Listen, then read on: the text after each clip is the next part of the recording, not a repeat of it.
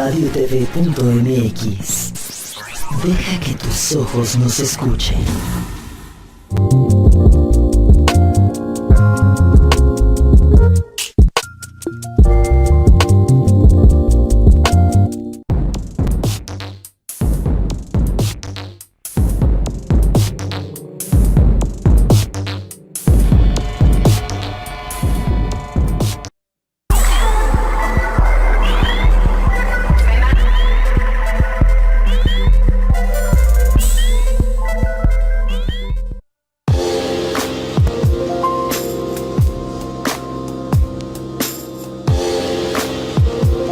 radiotv.mx presenta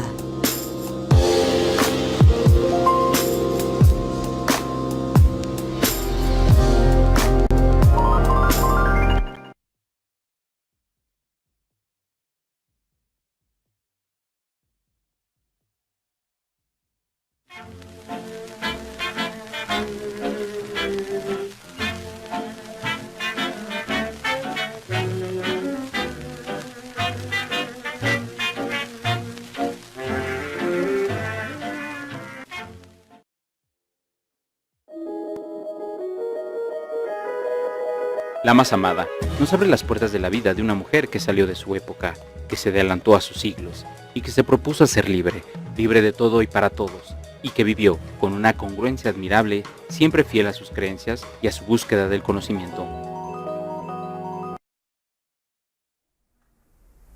Muy buenas noches, queridos amigos, qué bueno que están acompañándonos aquí en Labios de Tinta, ya saben, los martes a las 8 de la noche por radiotv.mx. Le quiero dar la bienvenida a mi querida Pita Escalona, que bueno, ya nos habíamos saludado desde hace rato. Hola, Pita. Pero no al aire. No al Hola aire. A todos, ¿cómo están?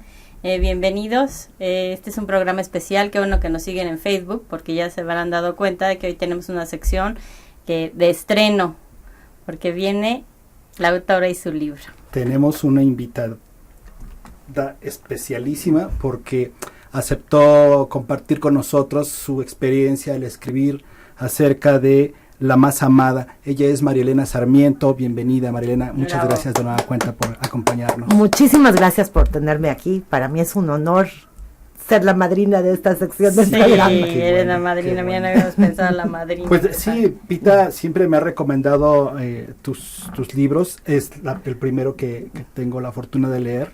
Me gustó mucho, de confesarlo públicamente. Gracias.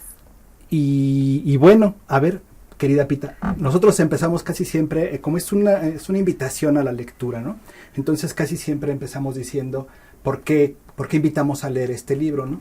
Y ¿Por yo qué siempre escogimos digo, el libro? Es que una semana lo escoge Rafa, una semana lo escojo yo. Esta semana me tocó escogerlo a mí y decidí invitar a María Elena con su libro, La Más Amada, porque yo conozco a María Elena desde hace mucho, sé el entusiasmo que pone al escribir, sé que las novelas es lo que a ella le sale bien y soy una fiel admiradora suya. Y en este caso no me quedó mal porque la novela es exquisita, es hermosa de principio a fin. Es la vida de una chica que nació en finales de 1800 y murió en 1937, y toda su vida es especial porque ella se adelanta a su época.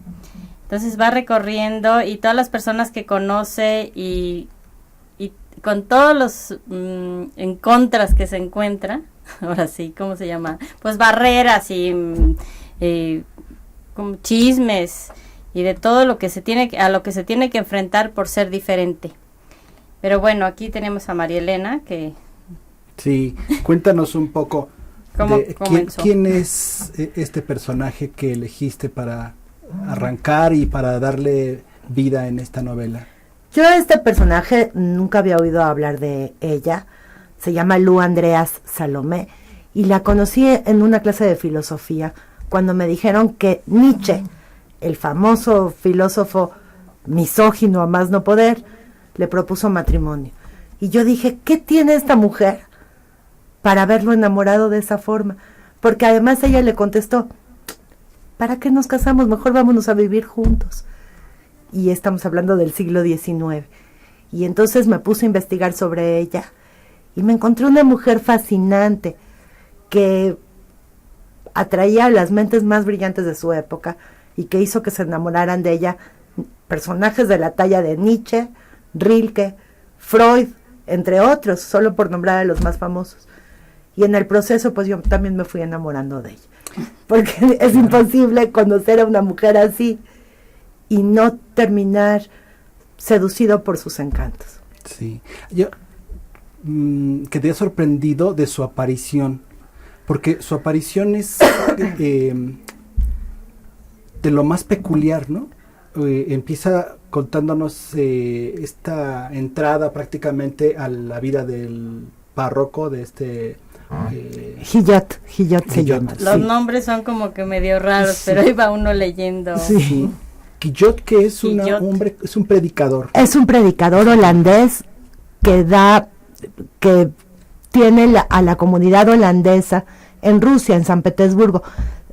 Lu nace en San Petersburgo, pero había una gran comunidad holandesa y este era un predicador guapo, preparado, que sabía de filosofía, que era mucho mayor que Lu y que se enamora de esa criatura de 17 En ese años. entonces, ¿qué tendría 17 años tenía ella? Lu. ¿Y él? Él debe haber tenido 35, o entre 30 y 35, sí. Sí. Pero ella pide una cita con él porque el párroco a donde ella va es un ruco, o sea, es un viejito que tiene unas ideas muy anticuadas y no es tan culto o no deja ver que sea tan culto. Entonces ella va a pedir una cita para ver a este párroco Guillot. Que ella dice que le fascinó cuando lo escuchó hablar, ¿no? Porque él basaba sus sermones en filosofía, más que en teología, a pesar de que también era teólogo, pero él se iba más a una fe más razonada. De todas maneras estamos hablando de una fe ante Dios, pero de una fe de la razón, de buscar apoyo en los filósofos de su época, y eso a ella le fascinó.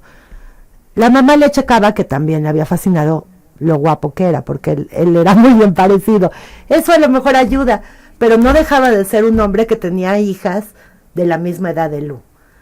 Entonces era difícil que una muchacha se enamorara de él, pero él quedó tan enamorado de esa muchachita que lo que más quería era aprender, que le propuso matrimonio. Pensaba dejar a su esposa y a sus hijas por seguir con ella.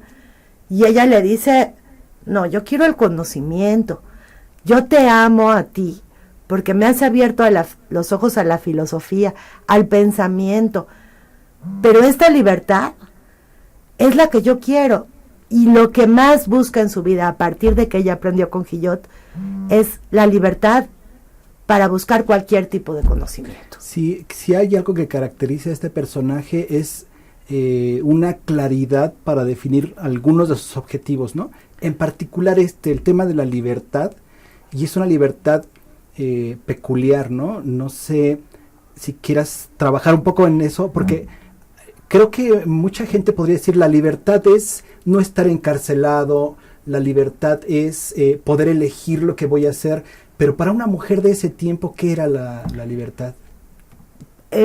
Ella, por ejemplo, estuvo dispuesta a hacer lo que fuera para salir de Rusia, porque en Rusia no podían las mujeres estudiar. Y para llegar a la única universidad que en esa época aceptaba mujeres. Se cambió de nombre, hizo 1000 cosas por llegar. Pero además engañó a los papás durante una buena temporada. Engañó a los papás para poder estudiar con Guillot y poder aprender algo de filosofía. Y después convenció a la mamá de que la única manera es que la sacaran de Rusia, que estaba muy atrasada en ese momento en cuanto a la libertad femenina. Ella se enfermó de gravedad y no pudo terminar la carrera, pero de ahí se dedicó a buscar quién le podía enseñar. Y conoció a Nietzsche, que era una de las mentes más brillantes que ha existido en la humanidad. Todavía no era reconocido en toda Europa, era reconocido apenas por un grupo muy pequeño de intelectuales. Y ella se enamoró de su pensamiento. Y entonces le propuso que vivieran juntos, junto con otro amigo que se llamaba Paul Rée, para entre los tres repensar las ideas, replanteárselas y poder llegar a un mejor entendimiento. El problema, claro, es que era muy guapa y entonces los dos se enamoraron.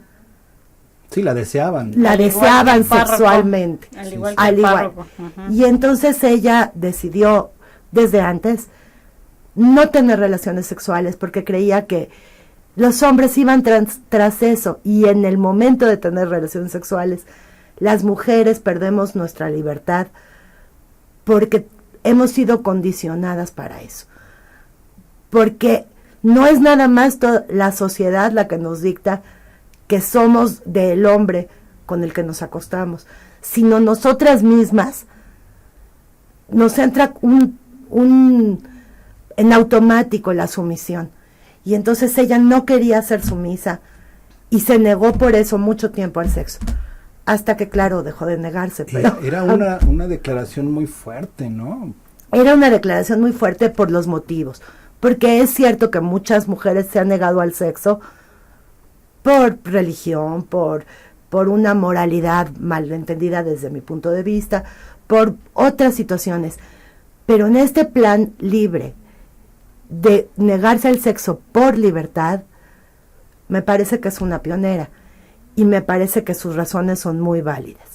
Claro. Nietzsche se encarnizó con ella y le dijo que esa era una mutilación y que, bueno, le llamó, primero estuvo muy enamorado de ella y cuando ella no quiso casarse con él y prefirió vivir con Paul Rée y no se acostó con él cambió su discurso ante ella y le escribió cartas en donde la insultaba verdaderamente horrible. De las cosas más leves que le decía era mutilada sexual. Sin Pero, embargo, él escribió su mejor obra inspirado en las ideas de ella. Hay que retomar la idea de que además ella no solamente tenía que hacer un gran ejercicio mental, por decirlo de alguna forma, sino que además tenía que luchar contra su propia familia, ¿no? La mamá, que era la que la había acompañado a Holanda, estaba escandalizada, quizás un poco cansada también, ¿no? Ya de tanto estar presenciando cómo esta hija rebelde iba brincándose una tranca tras otra. A mí me sorprende mucho cómo logran finalmente irla convenciendo a lo largo de los años, ¿no? Porque, hagamos un breviario, ella tiene 17 años, deja la escuela, se va a estudiar con un párroco. Cuando este hombre le dice que está enamorado de ella, ella intuye que no debe estar cerca de él porque hay una atracción, ¿no? Una atracción sexual. Sí. Huye y se encuentra nada menos que con Paul Rée, y él le presenta a Friedrich Nietzsche.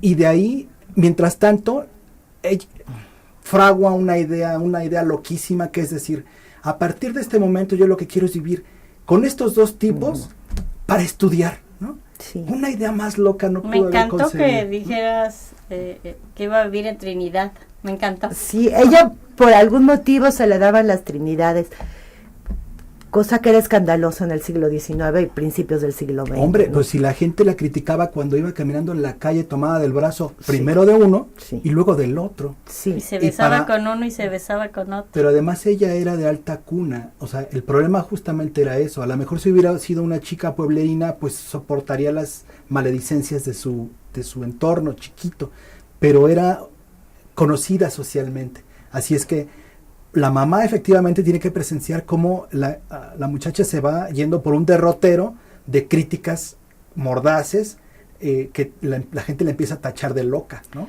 Sí, gran parte de la sociedad la tacha de piruja, de loca, pero específicamente la hermana de Nietzsche, que no soporta los celos de ver que su hermano se siente atraído por ella y que está enamorado de ella. Pero ella además, es la peor, la que la se ataca conocen, peor. Eso es muy curioso, ¿no? Porque Exacto. para mala el diálogo fortuna es excelente. coinciden en que ella, Lu, va a visitar a Nietzsche, ¿no? Y Nietzsche le pide que vaya a recogerla a la estación del tren. Para mala suerte de todos, ella se encuentra en el mismo vagón que el novio o el pretendiente de la hermana de Nietzsche. Y eso es Y al histórico, otro ¿eh? se le cae la baba. Eso no me lo inventé yo. Realmente sí se conocieron así. Ella venía en el mismo tren que el novio de ella, con el que después se casa. Ella después se va a Venezuela a formar una colonia nazi. Nazi. Y ella después cambia los textos de su hermano para hacerlos parte del ideario nazi. Se los da, se los entrega a Hitler, y Hitler basa en Nietzsche sus ideas, pero en Nietzsche transfigurado por las correcciones que ella le había hecho para que pudiera ajustarse al superhombre de acuerdo a Nietzsche, de acuerdo a Hitler. Y entonces ella trama todo lo que puede en contra de Lu para hacer que la sociedad se le voltee en contra. Y a pesar de todo, Lu sigue siendo una mujer exitosa, sigue siendo una mujer de la que todo el mundo se enamora, y sigue siendo la leyenda de que dicen que ella preñaba a los hombres intelectualmente, porque a los 9 meses de haberla conocido, concebían su obra. Concebían su mejor obra. Entonces, eso era maravilloso, y le pasó a todos, a los famosos, por supuesto, pero a los que eran menos famosos también les pasaba. Entonces, yo tengo la teoría de que ella pensaba las ideas, se enamoraba de las ideas de los otros, y entonces hacía que las ideas se engrandecieran. Y claro, los hombres, quién sabe qué tanto se enamoraban de ella, y qué tanto se enamoraban de ellos mismos con estas ideas fortalecidas. Vamos a hacer un pequeño corte. Estamos aquí esta noche platicando con Marielena Sarmiento, su libro La más amada. No se vayan, amigos, regresamos en unos instantes. Lu Andrea Salomé, una escritora rusa que desafió los escrúpulos de su época y que luchó por obtener una vida más libre a pesar de los convencionalismos de su sociedad, es retratada en la novela La más amada, de Marielena Sarmiento. Realmente creo que escribir la realidad cuando se habla de literatura es imposible, porque desde escoger desde dónde se cuenta la historia empieza la subjetividad, y en el momento en que algo se vuelve subjetivo deja de ser real. La literatura está hecha de lo que pudo haber sido la realidad.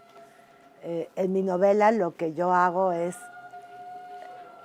investigar durante 2 años.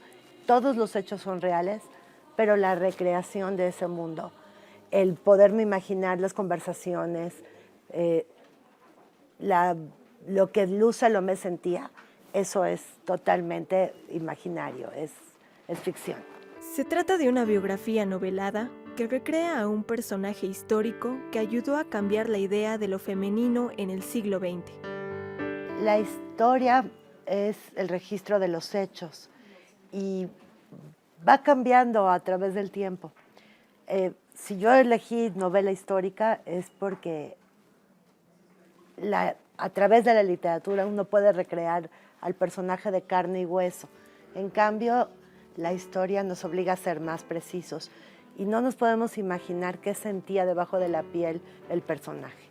Lu, protagonista de esta novela, fue una mujer que además de poseer una belleza seductora y una inteligencia inigualable, conoció a mentes brillantes como Freud, Nietzsche y Rilke.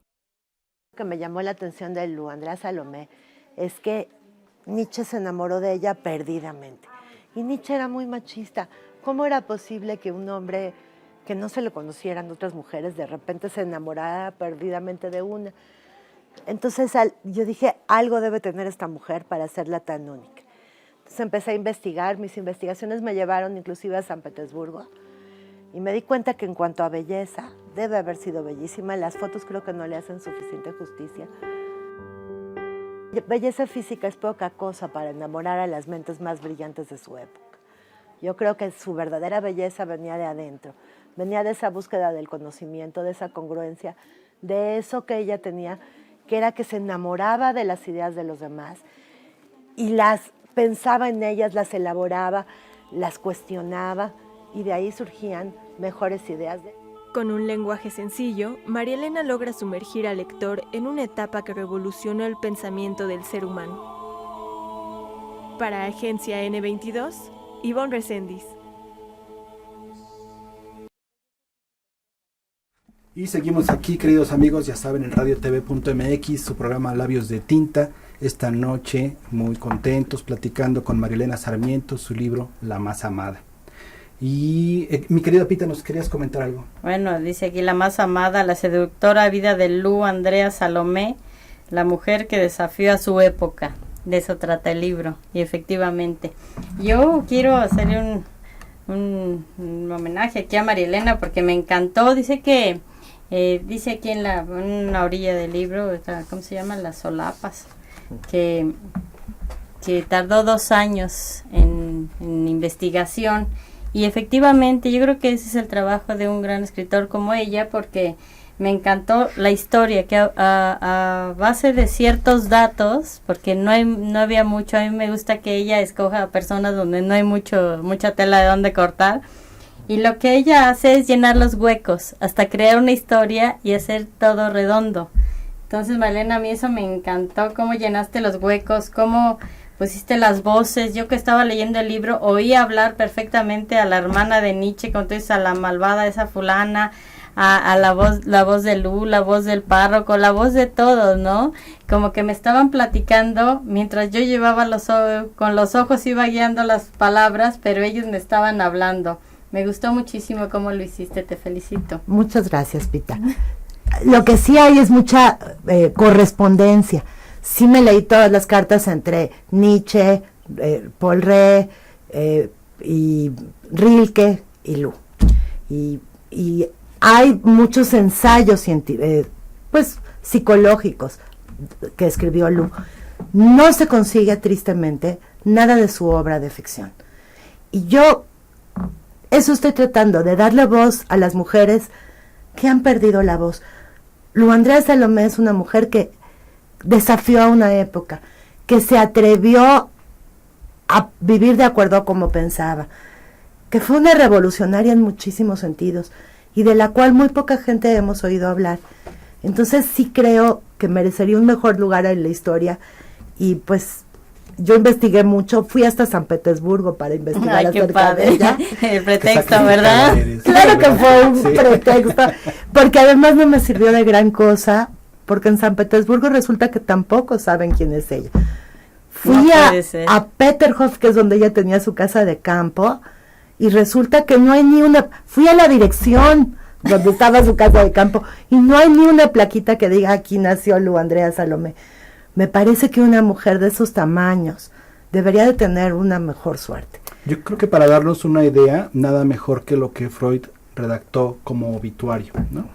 Dice, el 5 de febrero de este año tuvo dulce muerte en su casita de Göttingen Lu Andrea Salomé, poco antes de cumplir los 76 años. Los últimos 25 años de vida de esta mujer extraordinaria estuvieron dedicados al psicoanálisis, al cual brindó valiosos trabajos científicos, ejerciéndolo además en la práctica. No digo gran cosa si confieso que nosotros sentimos como un honor su ingreso en las filas de nuestros colaboradores y compañeros de lucha, y al mismo tiempo como una nueva confirmación del contenido de verdad de las doctrinas analíticas. Se sabía que siendo joven había mantenido intensa amistad con Friedrich Nietzsche, una amistad fundada en su profunda inteligencia para las osadas ideas del filósofo. La relación oyó un final repentino cuando ella rechazó la propuesta matrimonial que él le hizo, y de años posteriores se conocía que había sido tanto musa como madre solícita para el gran poeta Rainer Maria Rilke. Hombre bastante desvalido en el diario vivir, pero en los demás su personalidad permaneció en las sombras. Era de una modestia y una discreción poco comunes. Nunca hablaba de sus propias producciones poéticas y literarias. Era evidente que sabía dónde era preciso buscar los reales valores de la vida. Quien se le acercaba recibía la más intensa impresión de la autenticidad y la armonía de su ser, y también podía comprobar, para su asombro, que todas las debilidades femeninas y quizás la mayoría de las debilidades humanas le eran ajenas, o las había vencido en el curso de la vida. Yo creo que efectivamente ella, a mí como lector, me parece que era una mujer caprichosa, tosuda, decidida a hacer sus cosas, ¿no? No había ningún ninguna cosa que no tamizara a ella, que no pasara por la crítica de su intelecto para hacerlo exactamente como ella quería durante muchos años de su vida, ¿no? Siento que le llegaron tarde los infortunios, las desgracias, porque realmente vivió muy cómoda, ¿no? O sea, como que una vez que se encaminó, todo se doblegaba a su paso, los hombres en particular. A mí me impacta cómo se le doblegaron todos los hombres, pero no creo que la haya tenido fácil, porque las críticas, uno puede decir que no le importan el resto del mundo, pero cuando es su mamá la que está de por medio, cuando son sus hermanos que eran su vida, cuando es la gente que uno quiere, duele mucho más que si estamos hablando de que la sociedad nos da la espalda. Yo sí creo que no la tuvo difícil en el sentido de que no estuvo en la cárcel, nadie la maltrató físicamente, pero no la tuvo fácil, casada con un hombre que tiene una hija con la sirvienta. Cuéntanos la historia de ese hombre. Ay, ese hombre es maravilloso. Es el que mejor me cayó de toda mi novela. Es el marido, es un hombre que no ha sido importante históricamente. No tiene la misma talla ni de lejos de Nietzsche, ni de Rilke, ni de Freud. Pero es importantísimo en su vida. Es importantísimo en su vida. Era un orientalista, es su esposo. Era un orientalista igual de apasionado que ella, pero que le gustaba caminar descalzo por el pasto, andar de blanco, meditar, muchas cosas que uno pensaría que se los copiamos a Oriente los hombres del siglo XX y XXI. Bueno, pues no, él ya lo había copiado desde el siglo XIX. Y a la hora que la conoce, se enamora de ella y le propone matrimonio. Y ella, como a todos, como a Paul Ré, como a Nietzsche, como a todos, les dice, no, gracias. ¿No? Educadamente, pero no, gracias. Y él le dice, no, y se entierra un puñal en el corazón. Y entonces ella le dice, oye, no, pero ¿qué haces? Y mientras no me digas que sí, me lo voy a seguir enterrando hasta morirme. Y ya, en la ambulancia para ir al hospital, ella le dice, está bien, nada más que va a ser un matrimonio célibe. Yo tengo el propósito de no tener relaciones sexuales. Y él le dice, bueno, está bien. En su mente seguramente pasó, mañana la convenzo, y si no, mañana pasado. Como la de todos los hombres. Los hombres creen que pueden convencer a la mujer, porque las mujeres somos convencibles fácilmente, en teoría. Y entonces él dijo, sí, está bien, lo que tú quieras, porque sé que... Un paso es un paso. Exacto. Y que tarde o temprano iba a poder tener relaciones con ella. Y no, ella lo amó toda su vida. Él amó toda su vida, pero fue un matrimonio célibe. Ella nunca tuvo relaciones sexuales con él. Después tuvo con otros muchos hombres, pero con él nunca. Con el marido no. Con el marido no. Entonces él pues se buscó a otra pareja sexual, aunque su amor siguió siendo ella hasta el último día. Y la otra pareja sexual pues era su sirvienta. Y entonces ella tuvo, Marie se llamaba, tuvo una hija, Mariechen, como se dice en alemán, el diminutivo de María. Y pues de hecho Lu Andrea Salomé le deja en su testamento todas sus pertenencias a esa niña, hija de la sirvienta con su marido. Entonces la tuvo que haber querido. Huérfana. Claro, sí. Que sí la quería, le encantaban las caras. Bueno, ahí lo pones tú. Yo me la tomé. La así, tuvo que haber querido. Claro. Como que en ella encuentra esa parte infantil, a quien amar, ¿no? A quien darle ese amor materno de alguna forma, pero no del todo, porque ella de todas maneras sigue teniendo preocupaciones, y en ese momento de su vida ya son preocupaciones serias, ¿no? Ya está la guerra. Sí. Están las enfermedades. Están corriendo de Rusia. Sí. A sus hermanos los corren de sus casas, porque el proletariado tenía que vivir en las casas de los ricos, de los nobles en Rusia. Que eso es dramático, ¿no? Cuentas la historia del hermano, sí, que pierde todos sus bienes, y que él ahora... por suerte, el campesino que recibe, sí, que recibe los bienes del hermano, le dice, pues no se vaya, quédese aquí, sírvame a mí. Porque lo había tratado bien Sí. y por eso no lo deja en la calle, pero a cambio de que lo sirva. Entonces ahora el noble tiene que servir al campesino. Eso es lo que las desigualdades son imposibles de solucionar. Lo único que sí puede suceder es que cambian de lado, ¿no? Ahora el campesino es el que vive en la gran mansión y el hermano de Lu, que era noble, el que lo tiene que servir. Qué espanto. Y No desde el punto de vista de la distribución del bien en sí, sino No. de la forma en que ocurre, ¿no? así es la Revolución Rusa es tremenda, independientemente de que murieron muchos, el shock de que esas cosas no sucedían y de repente suceden en un lugar que estaba muy marcado y que era difícil pensar que pudiera llegar a pasar, fue impactante para el resto de Europa y seguido muy de cerca por la Primera Guerra Mundial. Y Lu, que es rusa, pero está viviendo En Alemania. en Alemania. Sí, le toca todo esto de nazismo y ella está totalmente en contra.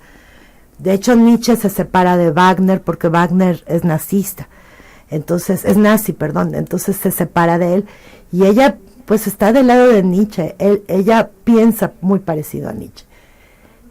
Ella, de hecho, en la guerra ella ya es psicoanalista para este momento y se dedica a ayudar a la gente casi gratuitamente porque la gente no podía pagarlo, entonces le pagaba con gallinas, ella a veces no tenía ni para comer, pero trabajaba todo el día. A mí me asombra, ya para esto Lu era muy viejita, ya le había dado cáncer, le habían tenido que extirpar un seno y seguía trabajando incansablemente en lo que creía. Por eso digo que no tuvo una vida fácil, ¿no? Sí. Claro, eso fue al final de su vida. Sí, porque además ella, yo sí noto un cambio en el personaje, ¿no? En la personalidad de Va ella. evolucionando y Claro, va madurando a claro. través de las páginas. Porque Tú oyes la voz antes de era ella. solo pensar, ¿no? Claro. Su objetivo era solo Sí, pensar. Así es. Y después, ahora sí, todo eso que ha aprendido le sirve para darse a los otros, ¿no? Y Sí. entonces, efectivamente, su personaje evoluciona, cambia, Ujú. crece. Y de hecho, Madura. ya viejita y sin un seno, se vuelve alguien maravilloso que ayuda a toda la gente. Todo eso es precioso, es muy parecido a otras muchas mujeres. Pero a ver, ¿de qué otra ancianita han estado enamorados dos muchachos de 30 años? Eso es lo que yo digo, pero ¿qué tenía Lu? Porque ¿Y cómo era Lu? ¿Era muy guapa? era muy guapa. Muy guapa. Pues en las fotos, la Ay, verdad ¿tú es tienes que esa foto? hay una foto en internet que los invito a que la busquen, está preciosa. Ella está subida en una carroza, de estas que jalan dos caballos, pero en lugar de los caballos está Nietzsche y está Paul Rey. Paul. Y ella tiene un látigo, pero con una rosa para atenuarlo, ¿no? Esa foto es muy famosa, es real, se la tomó realmente Nietzsche, Paul Rey y Lu, y en la correspondencia platican cómo se la tomaron, yo lo platico en la novela, y fue por sugerencia de Nietzsche. Y bueno, tiene toda una simbología que analizo a través de los hechos, porque si ustedes recuerdan, cuando Nietzsche enloquece porque ve a un caballo. cochero golpeando a un caballo. Ujú. Es como Lu, que tenía el látigo y que lo iba a golpear Y a esa él, ¿no? foto estaba rondando por todas partes, Claro. ¿no? Entonces a él le hacía eco cada 20 minutos. Así es, todo mundo comentaba la foto. Entonces, La hermana odiaba la foto. la hermana odiaba esa foto. Creo que hasta la mamá llegaron también a decir que la odiaba, ¿no? Sí, Que era- sí. De hecho, por eso se consigue en todas partes en internet. De verdad, uno pone la fotografía de Nietzsche y Lu y Ahorita la vamos a inmediatamente. poner en la última parte del programa. Vamos a Sí. que Gris nos la busque. Y bueno, en su cabeza, era Lu la que le golpeaba a él. Y eso es lo que lo enloqueció.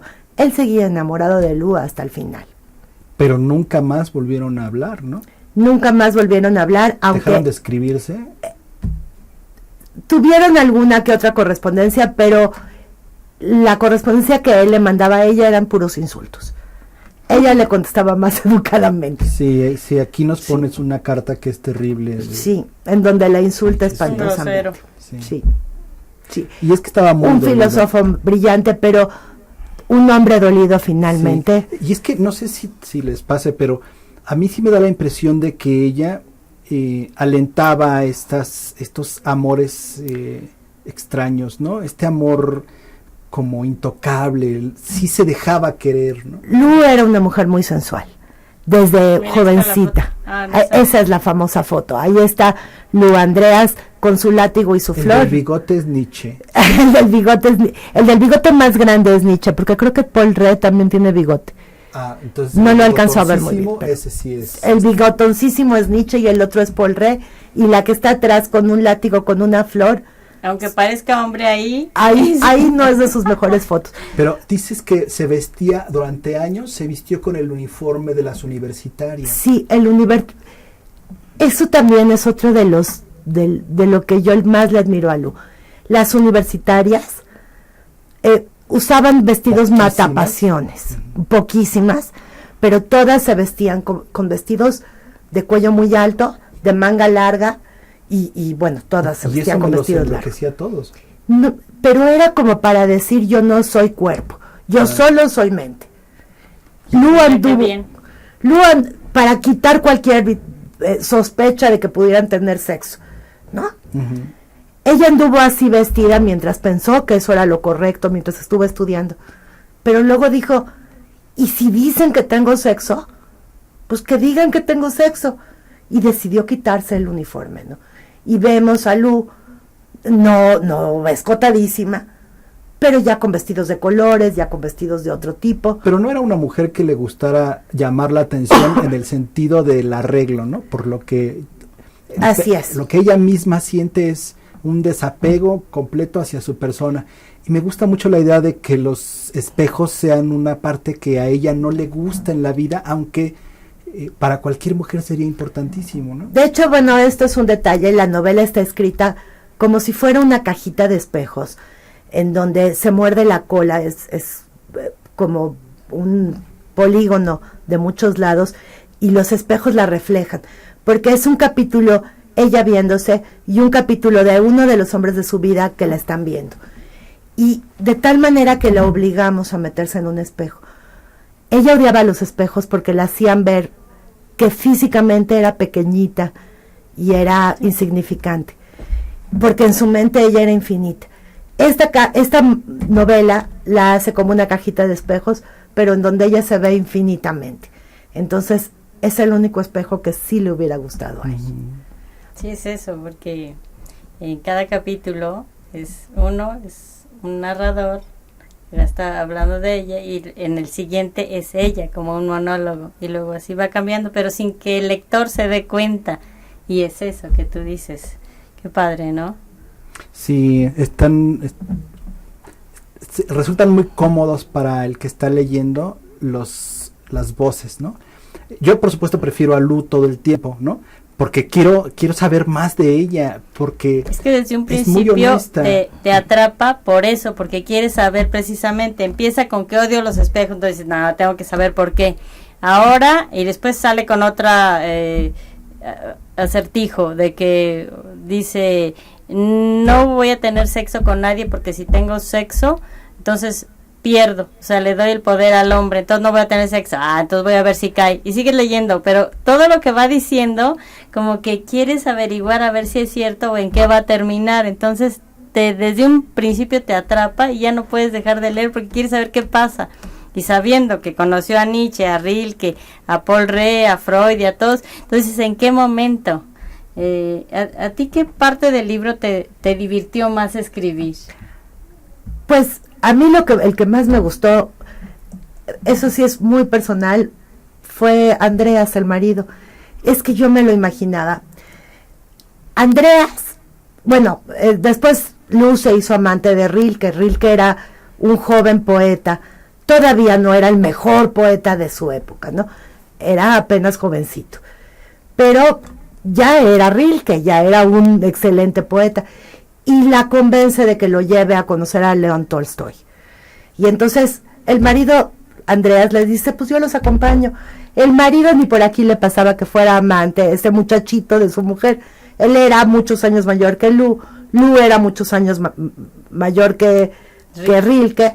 Entonces, pues Rilke le pareció un mocoso, no pensaba que pudiera andar con O sea, su sí esposa. le daban celos, porque sí aparece esa molestia de pronto que los ve y el muchacho se le acerca demasiado, la toma de la cintura en algún momento, y uno ve como Andreas pues se purga, porque además es un tipo pasional, ¿no? Sí, él claro, tiene la sangre caliente. Claro, es un tipo... Con todo y que medita y tomar, todo, claro. es un tipo de armas tomar. Barbón, Dios, peludo, un machote. guapote, Sí, un sí. machote Un bien machote, dado. sí, claro. Y entonces llegan a conocer a Tolstoy, ¿y qué creen? Pues resulta que Tolstoy no se entusiasma con Lu para nada. Es el único hombre que para nada. No se entusiasma con Rilke para nada. Se entusiasma con Andreas. Andreas le parece que es la maravilla, y se van juntos a meditar, a caminar, a filosofar. Hábleme no le de hacen todo caso. Eso, le dice. Sí. Hábleme de todo eso. Quiero conocerlo. Sí, Esto sí. estoy el que pide, le ruega A Andreas que le platique. Y yo así me pasó. De Andreas la verdad es que no se sabe mucho. Andreas es casi mi creación. Pero debido a los resultados que hubo, tuvo que haber sido así. Sí, no claro. creo que pudo haber sido de otra manera. Sí, No. pobrecillo, porque la verdad es que La parte erótica del pobre Andreas. óyeme, todo el tiempo se la pasó deseando a la mujer y ella convenciéndolo de que no, que la castidad era una cosa rete bonita. Pues por eso le creyó que no andaba y con va Rilke. con el mugre Rilke y a los 5 minutos ya le dio el sí. Bueno, Ah, es que Rilke tenía 19 años. sí. Era No te guapísimo. puedes ¿Ella tenía negar. 30? Ella tenía 35. 30 o 35 creo. Yo me hago un poco de... Yo lo supe muy bien en su momento, pero Sí, pues escribo sí. una novela y luego me dedico a otra y entonces se me olvida. Perdón, sí No. tengo... No, no, Pero no, creo que nosotros te 19 y ayudamos. 35 por ahí iba el Sí. asunto. Eran muchos años de diferencia. Eran como 10, ¿no? Eran Y como el 10. Eran esposo como 10. 45. Él Bueno, sí, guapísimo. 10 y 10. Sí, entonces ya eran muchas diferencias. Pero con- por eso decía ella, yo necesito un marido, Sí. como él así fuerte, fue macho y todo bien, ahí está. Después necesito Pero nada un más en amante forma, chico o y después sea. necesito otro inteligente, o sea, tiene que ser así como el Claro. triunvirato. No, sí, uno solo no. Y Pero ella viste no lo creía que- en la monogamia. No. Ella creía que Fidelidad cero, decía. sí, ¿no? ella no creía en la fidelidad porque creía que en el momento en que uno sentía que el otro era para nada más de uno y uno nada más de otro, se le empezaban a antojar otras cosas, tanto al otro como a uno. Y no se desarrollaban en la vida. Y decía que entonces, sí. entonces ella cuando aceptó tener relaciones fue con la condición de que no fueran monógamas. Pero bueno, Rilke sí vivió enamorado de ella. Rilke se casó con varias, tuvo varias mujeres, tuvo hijos regados por toda Europa. No es que hubiera sido célibe y esperando, pero en su muerte a la que pedía era a Lu. O sea, él siguió a pesar de que tuvo muchas mujeres, el amor de su vida fue Lu. Y también de Nietzsche. Y también de Nietzsche y también de Freud, Paul Rey, que se aunque echó también. y de Paul Rey que se suicidó por ella, ¿no? O sea, Así la es. verdad es que fue el amor de la vida De varios. de varios y de hombres muy importantes. A mí me gusta cuando Rilke decide encontrarse con ella, que ya tiene su nombre, Lu, y le deja unos textos en la casa, a lo mejor Sí. me lo imaginé dejándolo por debajo Sí. de la puerta, Sí. dejando sus textos, que no firma, creo yo que no los firma, No porque los no firma. lo saben. No, Entonces, ella no sabe de quién lo son. leen Frieda y ella y Lu, y dicen, pues ahí que se queden, ¿no? Sabrá Dios quién nos los dejó aquí, son buenos, sí. Después se encuentran en una reunión y el muchacho se le acerca y finalmente se enganchan, porque además ella, una vez que encuentra un alma afín, se engancha fácilmente, hacen un clic perfecto, les importa un bledo el resto de la comunidad intelectual y se ponen a platicar. Y entonces él le muestra otros textos y ella reconoce la voz, al Que había poeta leído. que había leído en Pues casa. sí, yo lo había leído. Eso está escrito en su correspondencia, eso no me lo inventé yo. Es real que Rilke quiere tener la aprobación de Lua como de lugar, porque Lu ya era una mujer muy famosa. Ya era importante. Ya era una mujer reconocida, a pesar de los escándalos y de lo que fuera. ¿Ella escribía poesía? Ella escribía cuentos, novela, poesía no mucha, más cuentos y novela, y muchos ensayos. De sus ensayos podemos conseguirlos no fácilmente, con mucha dificultad, pero se consiguen en inglés. En español nada. ¿Y el seudónimo? Incluso del que escribió con seudónimo. No, es el que escribió, ese no se consigue. De su obra de ficción, o sea, de sus cuentos y de sus novelas, no se consigue ni en inglés, ni en español, ni en francés, que son los idiomas en los que yo podría leerlo, absolutamente nada. No he podido leer un solo cuento de ella, ni una novela de ella. Sus ensayos sí, tiene muchísimo escrito sobre la sexualidad femenina, tiene muchísimo escrito sobre el papel de la mujer en su época, y su correspondencia, tiene mucha correspondencia con mucha gente. Eso sí se consigue. Ay, Con dificultad, pero sí se consigue. Pero en alemán sí están sus obras publicadas. En alemán no sé qué tan difícil sea conseguirlas, porque ¿Escribía yo en hablo ruso muy o poco en de... alemán? Ella escribía en alemán. En alemán. Yo hablo muy poco alemán. Sí, hablo un poquito, pero no lo suficiente como para leer. Pero es decir, lo que quiero decir es, si no está perdida la obra... No puedo tener la certeza, porque lo que uno encuentra en internet dice que sí hay, pero luego uno lo pide y resulta que no es cierto. Entonces, he visto que ni en alemán, que las existencias son cero, pero puede ser que sí haya otras, pero yo no sé ni pedirlas en alemán. Entonces, la verdad, me quedo igual, ¿no?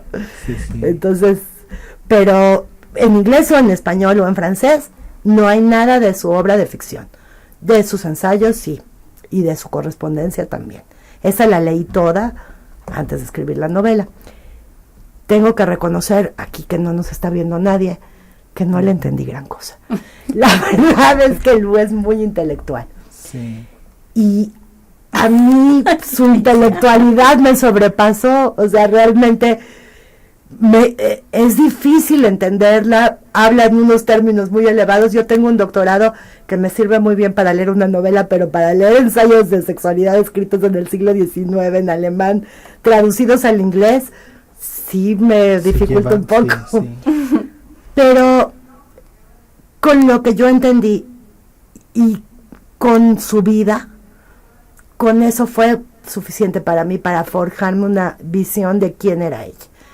En mi novela no trato de dar sus ideas, sino de dar su persona, de meterme en sus zapatos, de saber qué comía, y eso viene mucho mejor explicado en sus cartas, de saber qué le dolía, de qué se sentía enferma, qué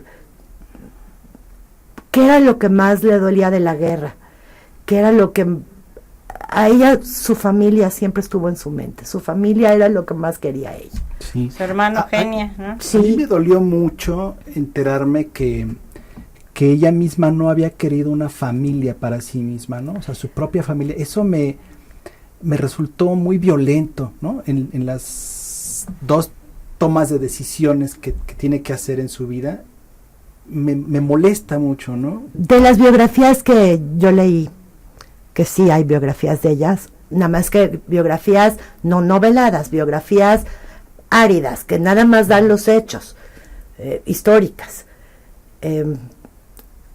Varios historiadores le atribuyen más de 2 abortos. Yo creo que en el fondo sí quería tener bebés. Ella, de hecho, con María Echen era muy cariñosa. Ella le gustaban los niños, pero se daba cuenta de que traerlos al mundo era hacerles la vida imposible, porque cómo los hubiera tratado la sociedad siendo niños de fuera del matrimonio en esa época. Entonces no quería hacerles eso a sus hijos, y no quería tampoco ella perder su libertad, ¿no? También es un poco de egoísmo. Entonces es un poco mezcladas las dos cosas, pero a ella le dolía no tener hijos. Sí le dolía, se lamentó muchas veces, pero fue una decisión que tuvo que tomar en aras de lograr lo que ella quería, que era la independencia intelectual, emocional y física. El poder decir, el tener decisión sobre su propia vida. Pero ¿no crees que en ese momento ya la tenía? Ya era Lu. Pero un hijo la hubiera atado, porque el hijo sí necesita de la sociedad. ¿Qué derecho tiene uno a traer a un hijo al mundo que los demás le van a poner el dedo y a decir, este es el bastardo? Y que le van a negar todo lo que sí le dan a otras personas. Y en aquel entonces, imagínate, si a la hermana de mi abuelita no la dejaron casar con un divorciado, imagínate un siglo antes, pues menos, ¿no? Sí, a ella le dolió mucho, pero sí, por decisión propia, no tuvo hijos. Tuvo varios abortos porque en esa época había, digo, no existía la píldora, pero sí había algunos métodos anticonceptivos, pero eran fallaban más frecuentemente de lo que servían. Entonces, pues, no fue suficiente. De hecho, uno está documentado en la correspondencia con Semek. Ella le decía Semek, se llamaba el doctor... Iba a decir de Freud. Sí, no me acuerdo cómo se llamaba ahorita, pero bueno, era un médico. Uh-huh. Y ella, ese es el pretexto que le inventó, lo que dice mi novela, que se cayó de un árbol mientras estaba recogiendo manzanas. Sí, yo creo que sí le pesa a partir de ese momento, esa decisión, y sobre todo porque creo que ya había decidido que sí, ¿no? Qué duro, ¿no? Decir sí quiero un hijo, pero no. Y lo tiene que perder porque no le van a permitir criarlo en armonía. Ella dice que ve los ojos del doctor Semek, que es el padre de su hijo, y que lo ve conflictuado, lo ve temeroso porque ahora va a tener que ir a enfrentarse a su exmujer, ¿no? Sí. Y decirle a sus hijos que tiene un hermanito, ¿no? Sí. Qué lindo. Y ella dice, bueno, eso no lo vemos, ese proceso no lo vemos, pero al final sabemos que pierde al bebé, sí, ¿no?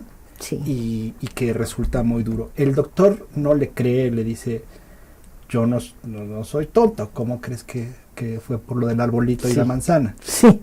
Pero ella le pesa y le duele porque a partir de eso creo que su vida se vuelve más dura, ¿no? Conforme van pasando los días, coinciden muchas cosas para hacerla constantemente sentir en abatimiento, ¿no? Y a pesar de que su vida se va volviendo más dura con los días, con cada día que pasa, porque es cierto, se le va muriendo sus seres queridos y viene la guerra, va perdiéndolo todo, pues le da cáncer, le extirpan hasta un seno. Ella es inundible. Nunca se permite dejarse caer. Se puede caer, pero pasa unas horas y después dice, tengo que seguir. Trabajando y trabajando. De hecho, Freud la mantiene al final de su vida, porque ella tiene muchísimo trabajo, llena de pacientes, pero por la guerra los pacientes no le pueden pagar. De hecho, ella termina ayudando a muchos de sus pacientes porque no tienen ni qué comer. Y entonces Freud la termina manteniendo. Y a ella no le importa vender sus pocas pertenencias, a ella no le importa pasar hambre. Ella jamás se queja de eso. Se queja de que en qué manos va a dejar su biblioteca, porque muchos de sus libros eran de judíos importantes. Uh-huh. Y pues los nazis... Ay, lo que dice al final, qué feo, que es muy impactante porque que queman. Dice, oh. Los nazis estaban al pendiente de ella. De hecho, los nazis se metieron a quemar las bibliotecas de otros muchos. A ella la respetaban, hasta los nazis. Claro. Esperaron a que se muriera y al día siguiente de que se murió, entraron a quemar su biblioteca. Pero ya para ese momento ella había dispuesto en mejores manos de los libros que más le importaban. Libros que si no hubieran llegado hasta nuestra fecha, ¿no? Hasta nuestros días. Pues Pues se nos ha acabado el tiempo, Marilena. Te agradecemos muchísimo que hayas estado esta noche acompañándonos. Ay, yo les agradezco muchísimo. Una hora se Para nos mí es pasó un como honor. agua. Y sí, recomendamos ampliamente el libro de María Elena Sarmiento, La más amada, porque uno, después de leerlo, se queda con más de lo que dice el libro, ¿no? Sí, Está Muchas gracias. increíble, la ojalá verdad. tengas Muchísimas oportunidad de gracias, venir a María. platicarnos de otro de tus libros. Tienes 5 publicados ya, ¿no? Sí, sí, tengo 5 libros. Me encantaría, el día que ustedes me digan, yo soy rana y brinco. Perfecto. Muy bien. Y me dice mi manicurista, lleva las manos de seda para los labios de tinta. Ándale. Entonces ya, ustedes me dicen y me voy a hacer manicure y vengo con Muy mis manos bien. de seda. No, muchas Bueno, gracias, María Elena. pues Estoy muy muchísimas contentos gracias. contigo. Muchísimas se nos pasó gracias. como agua la hora. Ujú. Mi querida Eso. Pita. Pues un beso a todos los que nos están viendo en los 5 continentes. Ya saben que este programa es mundial. Y aquí los esperamos el próximo martes a las 8 en su programa Labios de Tinta. Marilena, por favor, despide tu público. Les agradezco muchísimo por su paciencia al escucharnos. Les agradezco muchísimo su invitación. Y si alguien tiene interés de saber más, búsquenme en Facebook. Soy María Elena Sarmiento. Hay otra escritora que se llama igual que yo, pero mírenme los ojos, no somos la misma. Ahí está, mira, para que te den el globo. Bien. Muchísimas gracias a Hugo Cuevas en la producción, a nuestra querida Gris Campos. Los esperamos el próximo martes a las 8 de la noche, ya saben, aquí por radiotv.mx. Hasta muy pronto.